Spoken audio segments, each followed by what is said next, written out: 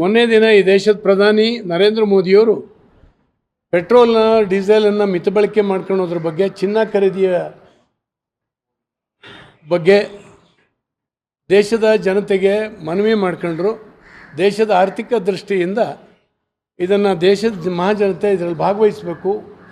ಕೋವಿಡಿನ ಸಂದರ್ಭದಲ್ಲಿ ನಾವು ಯಾವ ರೀತಿ ದೇಶವನ್ನು ಮುನ್ನಡೆಸಿದ್ವಿ, ಸಾಮಾನ್ಯ ಜನರು ಕೂಡ ಅದರಲ್ಲಿ ನಿಯಂತ್ರಣದಲ್ಲಿ ಭಾಗವಹಿಸಿದ್ವಿ, ಅದೇ ರೀತಿ ಭಾಗವಹಿಸಬೇಕು ಅನ್ನುವಂಥ ಮನವಿಯನ್ನು ಮಾಡ್ಕೊಂಡ್ರು.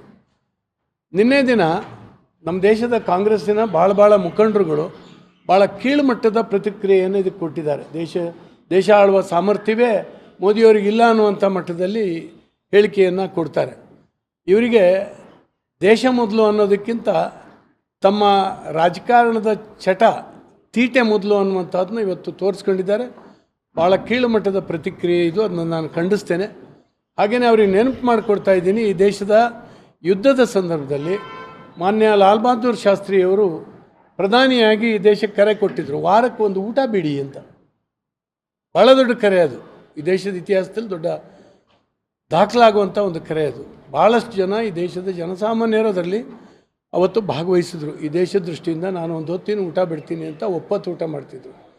ಹಾಗೆಯೇ 67ರಲ್ಲಿ ಶ್ರೀಮತಿ ಇಂದಿರಾ ಗಾಂಧಿಯವರು ಆಗಿನ ಪ್ರಧಾನಿಯಾಗಿ ಚಿನ್ನದ ಖರೀದಿಯ ಮೇಲೆ ನಿಯಂತ್ರಣ ಹಾಕ್ಕೊಳ್ಬೇಕು, ನಾವೆಲ್ಲರೂ ಕೂಡ ವಿದೇಶಿ ವಿನಿಮಯದ ಕೊರತೆ ಆಗ್ತಾಯಿದೆ, ದೇಶದ ಆರ್ಥಿಕತೆಯ ಮೇಲೆ ಪರಿಣಾಮ ಆಗ್ತದೆ ಅಂತ ಹೇಳಿ ಮನವಿ ಮಾಡ್ಕೊಂಡಿದ್ರು. ಹಾಗೆಯೇ 2013ರಲ್ಲಿ ಅವತ್ತಿನ ಆರ್ಥಿಕ ಸಚಿವ ಪಿ ಚಿದಂಬರಂರವರು ಮನವಿ ಮಾಡ್ಕೊಂಡ್ರು, ಚಿನ್ನ ಖರೀದಿ ಮಾಡಬಾರ್ದು, ಕಡಿಮೆ ಮಾಡಬೇಕು. ಆಮೇಲೆ ಬ್ಯಾಂಕ್ಗಳಿಗೆ ಇನ್ಸ್ಟ್ರಕ್ಷನ್ ಕೊಟ್ಟರು, ಚಿನ್ನದ ನಾಣ್ಯಗಳನ್ನು ಕೊಡುವಂಥದ್ದು ಕಡಿಮೆ ಮಾಡಬೇಕು, ನಿಯಂತ್ರಣ ಮಾಡಬೇಕು ಅಂತ ಹೇಳಿದ್ರು.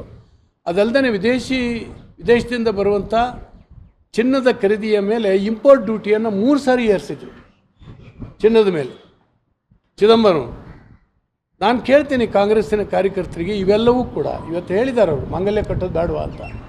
ಅವ್ರು 3 ಜನ ಹೇಳಿದ್ದು ಕೂಡ ಮಾಂಗಲ್ಯ ಕಟ್ಟೋದ್ರ ವಿರೋಧಿಗಳು. ಅವರು ಹೇಳಿ, ನಿಮ್ಮದೇ ಸರ್ಕಾರ ಇದ್ದಾಗ 2 ಜನ ಪ್ರಧಾನಿಗಳು ಚಿನ್ನ ಖರೀದಿ ಮಾಡಬಾರ್ದು ಅಂತ ಹೇಳಿದ್ರಲ್ಲ, ಇದರ ಅರ್ಥ ಏನು? ಇವತ್ತು ಯಾಕೆ ಈ ರೀತಿ ರಿಯಾಕ್ಷನ್ ಮಾಡ್ತೀರಿ? ನಿಮ್ಮ ಪಕ್ಷ ಅಧಿಕಾರದಲ್ಲಿದ್ದಾಗ ಒಂದು ರೀತಿ, ಬೇರೆಯವರು ಅಧಿಕಾರದಲ್ಲಿ ಇದ್ದಾಗ ಒಂದು ರೀತಿನ. ಇದನ್ನು ದೇಶದ ದೃಷ್ಟಿಯಿಂದ ಈ ರೀತಿ ಚಿಂತನೆ ಮಾಡುವಂಥದ್ದನ್ನ ಇತ್ತೀಚೆಗೆ ಕಾಂಗ್ರೆಸ್ಸು ಕೈಬಿಟ್ಟಿದೆ. ಇದರ ಪರಿಣಾಮವನ್ನು ಅದು ಎದುರಿಸ್ತಾ ಇದೆ.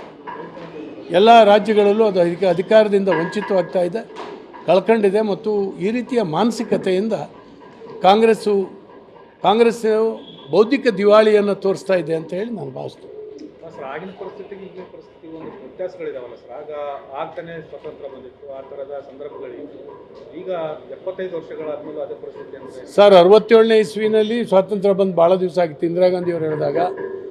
ಹಾಗೆಯೇ 13ನೇ ಇಸ್ವಿನಲ್ಲಿ ಚಿದಂಬರಂ ಹೇಳಿದಾಗಲೂ ಕೂಡ ಭಾಳ ವರ್ಷ ಆಗಿತ್ತು ದೇಶಕ್ಕೆ ಸ್ವಾತಂತ್ರ್ಯ ಬಂದು.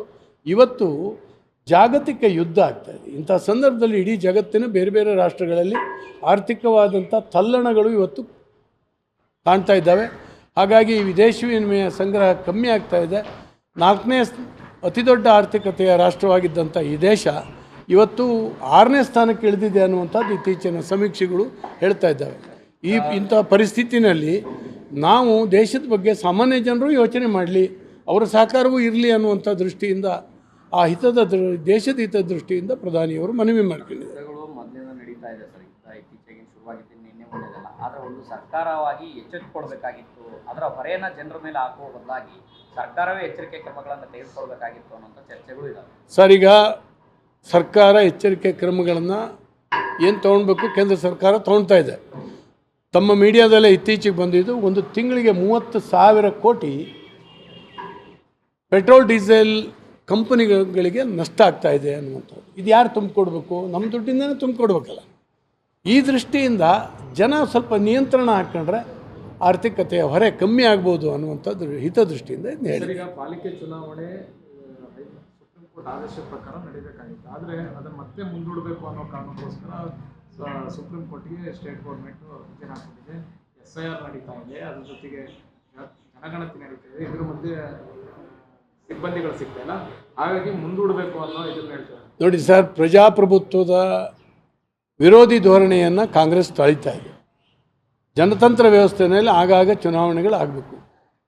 ಯಾವುದೇ ಸ್ಥಳೀಯ ಚುನಾವಣೆಗಳನ್ನು ಮಾಡುವಂಥ ಸ್ಥಿತಿನಲ್ಲಿ ಕಾಂಗ್ರೆಸ್ ಇಲ್ಲ. ಮೊನ್ನೆ ದಿನ ನಡೆದಂಥ 5 ರಾಜ್ಯಗಳ ಚುನಾವಣೆಯ ಫಲಿತಾಂಶದ ನಂತರ ಕಾಂಗ್ರೆಸ್ಸು ಧೃತಿಗೆಟ್ಟು ಹೋಗಿದೆ ಮತ್ತು ಕಾಂಗ್ರೆಸ್ಸು ತನ್ನ ಆಂತರಿಕ ಭಿನ್ನಾಭಿಪ್ರಾಯದಲ್ಲಿ ಬೆಂದು ಹೋಗ್ತಾ ಇದೆ. ಈ ಸಂದರ್ಭದಲ್ಲಿ ಜನಕ್ಕೆ ಆಕ್ರೋಶ ಇದೆ ಕಾಂಗ್ರೆಸ್ ಸರ್ಕಾರದ ನಡವಳಿಕೆಯ ಬಗ್ಗೆ. ಹಾಗಾಗಿ BBMP ಚುನಾವಣೆಯಲ್ಲಿ ನಾವು ಗೆಲ್ಲೋದು ಗ್ಯಾರಂಟಿ ಇಲ್ಲ ಅನ್ನುವಂಥದ್ದು ಈಗಾಗಲೇ ಅವ್ರಿಗೆ ಗೊತ್ತಾಗಿದೆ. ಇದರಿಂದಾಗಿ ಮುಂದೂಡೋದಕ್ಕೆ ಪ್ರಯತ್ನ ಮಾಡ್ತಾರೆ. 5 ಪಾಲಿಕೆ ಇರೋದನ್ನ 3 ಪಾಲಿಕೆ ಮಾಡಬೇಕು ಅನ್ನೋ ಚರ್ಚೆ ಆಗಿದೆ. ಎಲ್ಲೋ ಒಂದು ಕಡೆ ಚುನಾವಣೆ ಮುಂದೂಡುವಂಥ ತಂತ್ರ ಅಂತ ಹೇಳಲಾಗ್ತದೆ. ಸರ್, ಇದೆಲ್ಲವೂ ಕೂಡ ಎಲ್ರಿಗೂ ಅರ್ಥ ಆಗುತ್ತೆ.